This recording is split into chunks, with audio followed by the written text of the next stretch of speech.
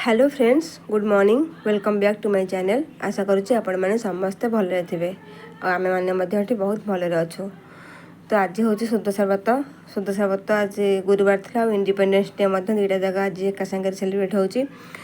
तो independence day भिडियोटा तो मुझे आगु छाड़ी पोस्ट करदेली। तो सुदशा व्रतर भिडियोटा रही जाता कहीं व्रत पर मो देह बहुत खराब होता मो भिडियो एडिट करके पोस्ट कर पारे से लेट पोस्ट करुच्ची सॉरी। तो ये सकाल सकाल होता सकाल मुझे 5टा रात उठी जाइए उठी गाधे पाधे आसिक ये पूजा करदे आगे ठाकुर पूजा करदेवी। ठाकुर पूजा कर सारापर जाकि व्रत पूजा सब प्रिपेरेसन करी। तो सकाଳେ आपने देखिए मुझे चाउल बतुरे थी अध किलो चाउल मुझे खीरी आगे बतुरे रखी मुझे चाउल बतुरु बतुरु यहाँ हो पूजा करदे ये खीरी प्रिपेरेसन करी। से दिन छुट्टी थिला हजबैंड थिले घरे और झील घरे से बेसी कम प्रेसर पड़ जाता कहीं एम स्कूल ऑफिस था एम सका मुझे स्कूल ऑफिस छाड़ी देकी मोर पूजा कम कर तेणु ये समस्ते घर थे से कम प्रेसर बहुत पड़ जाता। आपण मैंने जानी जब स्कूल ऑफिस छुट्टी थी हजबैंड आ पिला घरे रही घरे केते काम हो जाए से भी मो देह भल ना मो भयसटा कहीं गोटे अबेगा शुभुची मो भयस ओवर कला बेलू। तो मुझे कहला ना आउ लेट करें बहुत लेट हो गला 5-6 दिन लेट हो गला जहाँ हो पचे भिडियोटा एडिट करके पोस्ट करदेवी। तो ये मुझे बर्तमान खीरी प्रिपेरेसन करुच्ची आगे मुझे भाभी चाउल नड़िया खीरी करने किंतु हो पारानी नड़िया कोरला बेलू लेट है बोल ना आलमंड तो अच्छे आलमंड आ चाउल मिसेकी खीरी करदेवी। ये आगे आलमंडटा भाजी दूसरी टे घीरे आ चाउलटा मुझे आगुरी बतुरे रखी तो चाउलटा भल कि बतुरी जाता मुझे छाणिकी रखी गोटे छणारे। तापर चाउलटा मुझे जो घीरे आलमंड भाजी से घीरे चाउल तक भाजिकी काढ़ी दूसरी आपको आलमंड आ चाउल एवं भाजी काढ़ी देके टिके समय रखीदेवी ठंडा हाँपाई ठंडा है ग्राइंडिंग करी। एपटे मुझे जंतुणी प्रिपेयर करुच्ची पिठापाई मत चाउल मंडा तो कर आसेनी मुझे चाउल मंडा केमती हुए जानी से मुझे सुजी मंडा करदेवी।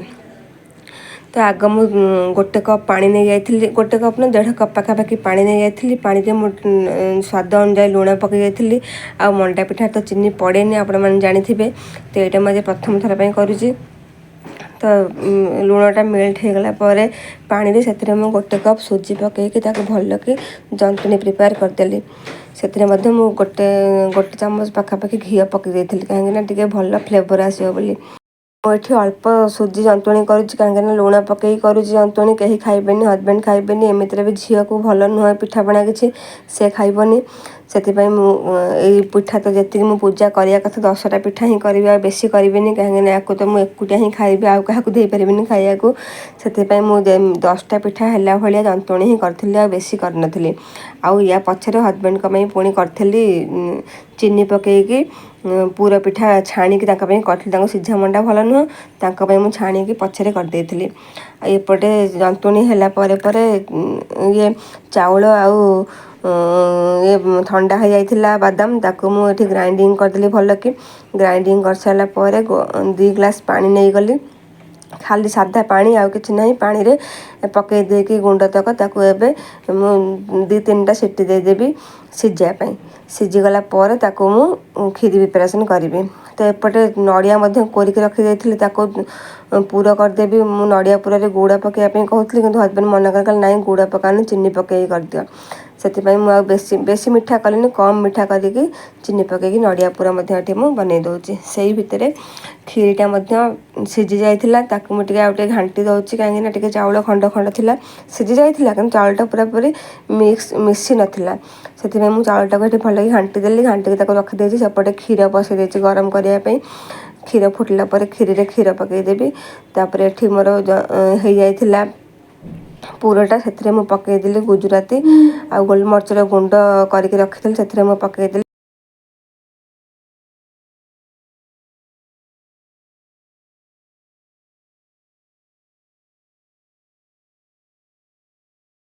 ଏବେ ଜନ୍ତୁଣି ଆଉ ପୁର ପ୍ରିପେୟାର ହେଇଗଲା। ଏବେ ମୁଁ କ୍ଷୀରିଟାକୁ ବନେଇଦେବି, କାହିଁକିନା କ୍ଷୀରି ଟିକେ ହେବା ପାଇଁ ଟାଇମ୍ ଲାଗିବ, ସେଥିପାଇଁ ମୁଁ କ୍ଷୀରିଟା ଆଗ ବସେଇଦେଲି। ମୁଁ କ୍ଷୀରିଟା ଆଗ ବସେଇଦେବି, ତାପରେ ଯାଇକି ପିଠା କଢ଼ିବି।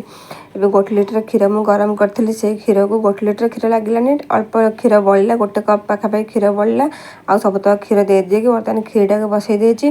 ଆଉ ଜନ୍ତୁଣିଟାକୁ ତ ମୁଁ କରିକି ଆଗୁଆ ରଖିଦେଇଥିଲି, ଟିକେ ଶୁଖି ଯାଇଥିଲା, ସେଥିପାଇଁ ସେଥିରେ ଟିକେ ଥଣ୍ଡା ପାଣି ମିଶାଇଦେଲି। ମିଶାଇ ଦେଇକି ତାକୁ ଭଲକି ଏଠି ଦଳି ଦେଉଛି, କାରଣ ନ ଦଳିଲେ ପିଠା ଗୁଡ଼ା ଫାଟିଯିବ, ଭଲ ସିଝିବନି ଭଲରେ, ପିଠା ଗୁଡ଼ା ସବୁ ଫାଟିଯିବ।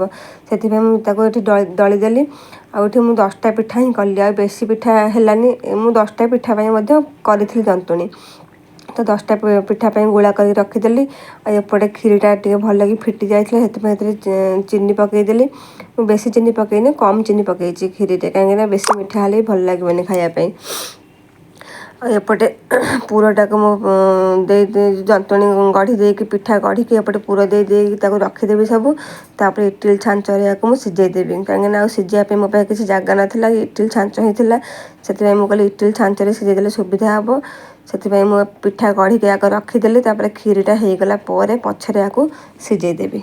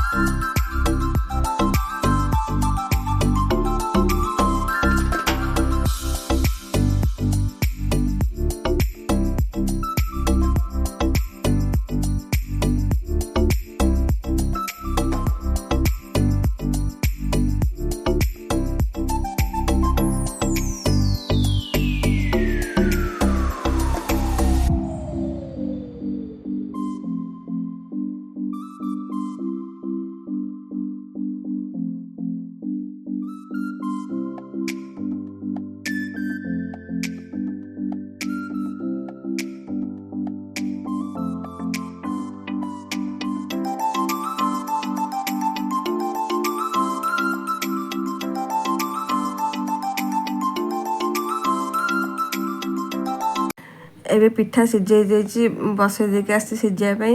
ତ ଏଠି ମୁଁ ଆଗ ମାଆଙ୍କୁ ସ୍ଥାପନା କରିଦେବି। ତ ମୋ ପାଖେ ଟେବୁଲଟା ଥିଲା, ଏଇ ଟେବୁଲଟାକୁ ମୁଁ ଆଗ ଧୁଆଧୁଇ କରି କାଲି ରାତିରେ ରଖିଦେଇଥିଲି। ତା ଉପରେ ଟିକେ ଗଙ୍ଗା ଜଳ ଛିଞ୍ଚିଦେଲି। ଛିଞ୍ଚିକି ଏଇଠି ଗୋଟେ ନାଲି କପଡ଼ାଟେ ମଧ୍ୟ ଏଇଟା ମୁଁ ଆଣିଥିଲି କିଣିକି, ଚୁନିଟେ ଏଇଟାକୁ ପକାଇଦେଲି। ପକାଇକି ଏଠି ମାଆଙ୍କୁ ସ୍ଥାପନା କରିଦେଇକି ପୁଣି ଗଙ୍ଗା ଜଳ ଛିଞ୍ଚିଦେଲି। ଛିଞ୍ଚିକି ତାପରେ ମାଆଙ୍କୁ ଗୋଟେ ଚୁନି ପିନ୍ଧେଇ ଦେଉଛି। ଏଇ ଚୁନିଟା ମଧ୍ୟ ମୁଁ କିଣିକି ଆଣିଥିଲି, ନୂଆ ଚୁନିଟା ପିନ୍ଧେଇ ଦେଉଛି। ପିନ୍ଧେଇକି ତାପରେ ମୁଁ ଏଠି ଚନ୍ଦନ ସିନ୍ଦୁର ମାଆଙ୍କୁ ଲଗେଇଦେବି, ଲଗେଇକି ଫୁଲ ଦେଇଦେବି। ଦେଇ ସାରିଲା ପରେ ତାପରେ ମୁଁ ଏଠି କଳସ ମଧ୍ୟ ସ୍ଥାପନା କରିଦେବି। ତ ଆପଣମାନଙ୍କୁ ମୁଁ ଏଠି ଆଗୁଆ କହିଦେଉଛି ଯେ ମୋତେ ଯେତିକି ପୂଜା ଆସିଛି ମୁଁ ସେତିକି କରୁଛି, କାହିଁକିନା ମୁଁ ମୋ ଶାଶୁ ଘରେ ଏତେ ସମୟ ରହିନି ଯେ କେମିତି ସୁଦଶା ବ୍ରତ ହେରିକା ପୂଜା କରାଯାଏ ଏଇଟା ମୁଁ ଜାଣିବି। ମୁଁ ବାହାଘର ପରଠୁ ହିଁ ବାହାରେ ରହୁଛି। ଯେତିକି ମୁଁ ଶୁଣିକି ମୋ ଶାଶୁଘର ଲୋକଙ୍କଠୁ ଯେତିକି ଶୁଣିଛି, ଆଉ ମୋ ବୋଉଠୁ ମୁଁ ଯେତିକି ଶୁଣିଛି, ସେତିକି ଶୁଣିକି ହିଁ ମୁଁ କରୁଛି। ସେଥିପାଇଁ ଯାହା ବି ଭୁଲ ତ୍ରୁଟି ହେଇଥିବ ଆପଣମାନେ ମୋତେ କମେଣ୍ଟ କରିକି ଜଣାଇଲେ ମୁଁ ଆଗକୁ ଏଇଟାକୁ ସୁଧାରିବାକୁ ନିଶ୍ଚୟ ଚେଷ୍ଟା କରିବି। ତ ଏଠି ମୁଁ ମାଆଙ୍କୁ ସ୍ଥାପନା କରିସାରିଲା ପରେ ଏଠି ମୁଁ କଳସ ବସାଇ ଦେଉଛି।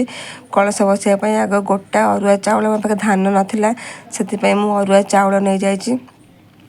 ଚାଉଳ ଉପରେ କଳସ ବସାଇ ଦେଇଛି, କଳସରେ ପାଣି ଦେଇଛି। ପାଣିରେ ଚନ୍ଦନ ସିନ୍ଦୁର ଆଉ ଗୋଟେ ଟଙ୍କିକିଆ କଏନ୍ ଆଉ ଚାଉଳ ପକାଇ ଦେଇକି କଳସ ବସାଇଦେଲି। ତାପରେ ଆମ୍ବ ଡାଳ ଦେଇକି ନଡ଼ିଆ ବସାଇଥିଲି। ନଡ଼ିଆ ବସାଇ ଦେଇକି ତାପରେ ମୋ ପାଖେ ଶାଲୁକନା ନଥିଲା, ସେଥିପାଇଁ ମୁଁ ବସ୍ତ୍ର ଆକାରରେ ନାଲି ସୂତା ମୁଁ ଦେଇଛି କଳସରେ। ଆଉ କଳସ ସ୍ଥାପନା କରିସାରିଲା ପରେ ତାପରେ ମୁଁ ଦୀପ ଲଗାଇଦେଲି। ଦୀପ ଲଗାଇକି ଧୂପକାଠି ଲଗାଇକି ଆଗ ମାଆଙ୍କ ପାଖେ ବୁଲେଇ ଦେଇକି ତାକୁ ଦେଇଦେଲି। ତାପରେ ଯାଇକି ଏଠି ମୁଁ ରଖିଦେଲି ଦୁବ, ଫୁଲ, ଚାଉଳ ରଖିଦେଲି ବନ୍ଦିବା ପାଇଁ। ସେଇ ସମୟରେ ମୋର ପିଠା ପୁରାପୁରି ସିଝି ଯାଇଥିଲା। ତ ମୁଁ କଦଳୀ ପତ୍ରରେ ପିଠା ବାଢ଼ି ଆଣିଲି ଆଉ କ୍ଷୀରି, ବାସ୍ ସେତିକି ମୁଁ କରିଥିଲି। ଆଉ କିଛି ଅଧିକ କରିପାରିଲିନି। ଛଣା ପିଠା ଭାବୁଥିଲି କରିବି ବୋଲି, କିନ୍ତୁ କରିହେଲାନି, ଟାଇମ୍ ମଧ୍ୟ ପାଇଲାନି। ସେଥିପାଇଁ ମୁଁ ଏତିକିରେ ହିଁ ପୂଜା କରିଦେଉଛି। ତ ଏଠି ମୁଁ ପୂଜା କରିଦେବି, ବହି ପଢ଼ିଦେବି। ଆଗ ବହି ପଢ଼ି ସାରିଲା ପରେ ପୂଜା କରିଦେବି। ବାସ୍ ଏତିକି ଥିଲା ମୋର ସୁଦଶା ବ୍ରତ ପୂଜା। ପୂଜା କରିସାରିଲା ପରେ ତାପରେ ମୋ ଦେହ ଭଲ ନଥିଲା ତ ମୁଁ ଆଉ କିଛି ବି ସୁଟ୍ କରିପାରିନଥିଲି। ମାଆଙ୍କୁ ତାପରେ ଆଉ ଘଣ୍ଟା 2 ଘଣ୍ଟା ପରେ ମାଆଙ୍କୁ ଆଉ ଥରେ ଧୂପ ଦେଇକି ମାଆଙ୍କୁ ଉଠେଇ ଦେଇଥିଲି। ବାସ୍ ଏତିକି ଥିଲା ମୋର ଆଜିର ପୂଜା। ଯଦି ଆପଣମାନଙ୍କୁ ମୋର ଏ ଭିଡ଼ିଓଟି ଭଲ ଲାଗିଛି ତ please like, share, subscribe, comment ନିଶ୍ଚିନ୍ତ କରିବେ।